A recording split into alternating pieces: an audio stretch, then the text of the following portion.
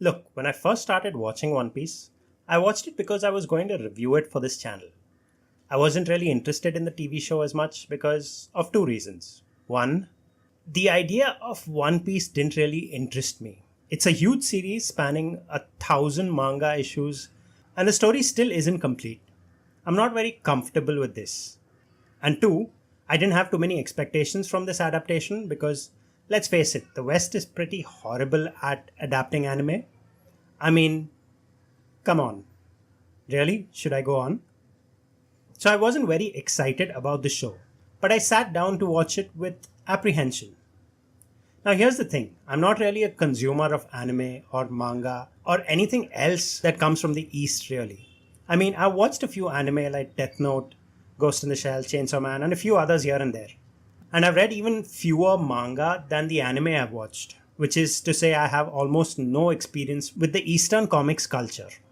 So I came to this like someone who isn't very experienced or has no exposure to this at all. And the first episode, it didn't really interest me as much. I mean, sure, it was mildly interesting, but it wasn't great. Monkey D. Luffy, the main character, he wasn't as charismatic as I was hoping he would be. His smiling and just the general way he behaved in, it seemed forced. He wasn't behaving like an anime character either. So I didn't really know what to like about the show. But somewhere around the second episode, things started to change. I actually liked the show, and it only got better from there on.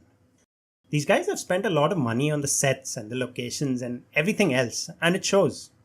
The sets, they're magnificent, they're brilliant, and they don't distract you from what's happening in the actual scene. The makeup and the costumes, they all look pretty authentic.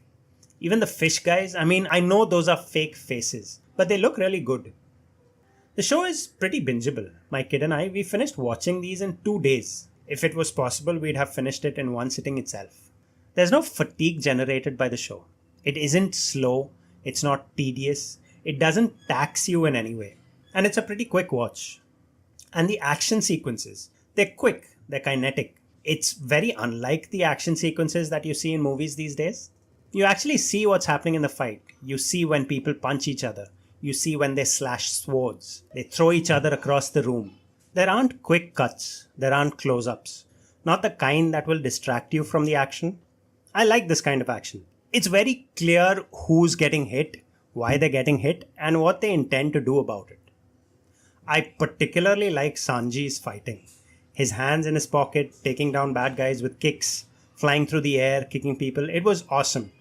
And I like the fact that he's a cook, a guy who works with vegetables and meats, and he's still so badass in a fight.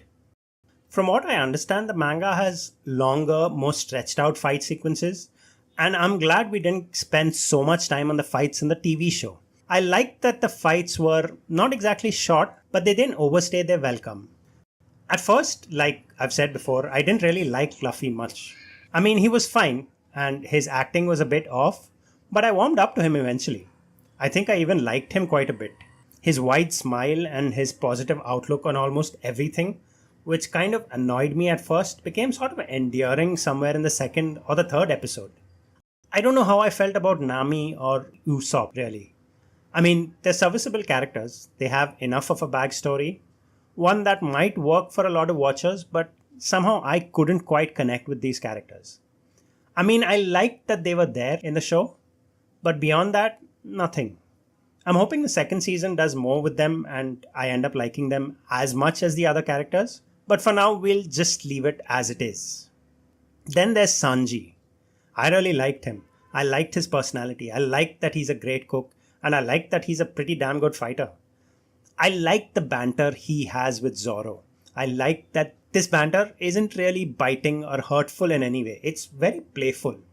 And that brings me to Zoro. I think he's one of my favorite One Piece characters. I didn't like the fact that he laughed so much, but I still liked him. His fighting is exceptional. He keeps to himself, he's quiet, and he's got one of the best backstories of the lot. That scene where he's a kid and he finds out that his friend has just died, that kind of breaks my heart a little. I also like the world building in the series. It sets up things without actually distracting you from the main story. And it sets up a lot of things rather nicely. There's the Pirates poster, for example, that flashes on the screen. And the pirates interact with these posters, cutting them up into pieces. I thought that was an exceptional piece of storytelling. And then there are the logos, right at the beginning of the episodes. These logos come up with the name of the show, and they're pretty innovative. With the first episode having a logo of Luffy with the straw hat, and that introduces us to the show. The second skull is Buggy. His hat and the face paint and the giant nose, all of it's there. The third one is Usopp. He has his bandana and his slingshot in the logo. The fourth one, from what I can tell, is Zoro's skull with the sword and the bandana. The fifth logo is that of Zeph, I think. The cook and his hotel and everything else. The sixth logo has Sanji's logo with the chef hat and the knife and the fork. The seventh logo is Nami's logo with all the oranges. The eighth logo is Arlong's logo with the sword he's holding in the episode and the sharks. Now, all this fangirling over the series doesn't mean I didn't really dislike anything about the show. There are things that didn't work for me. The story starts off with Nami and Zoro both disagreeing that they're part of the crew. They're very opposed to the idea, in fact. But for some reason, they're suddenly a part of the crew and they're acting like a crew by episode 3, I think. There's a moment in the show when Zoro is almost dead, in episode 6, I think, and he's unconscious and Luffy is talking to him. He's heartbroken and he doesn't know what to do, and he needs his friend. And this is when Zoro suddenly wakes up and he says these really moving things, and he ends it with, "You're my captain, Luffy. And I'm your first mate." and this should have been a moment when Zoro finally comes on board as a member of the crew. This was really intense and it was a moving moment. But it's not. He's already agreed that he's a part of the crew before this, I think. And that kind of diluted the moment. I liked it. I liked the scene quite a bit. But if this was where he had finally accepted that he was part of the crew, it would have been so much better. And then there's the fact that the crew comes together rather easily. Usopp and Sanji coming together is explored much better than the first 3 members. That feels kind of forced. Like the 3 shouldn't really be friends, but they just are. It could have been tweaked a little, just a little. It could have somehow been more natural. I don't know how, but that. A friend of mine, Aritra, who has been on the Gutter Space before, she said the show also has a Hindi dub available and that I should watch it because it's very entertaining. I'm sure it is, but that just isn't something I'm willing to try. If that's something you guys want to try, maybe you should try it and have fun and let me know how it goes.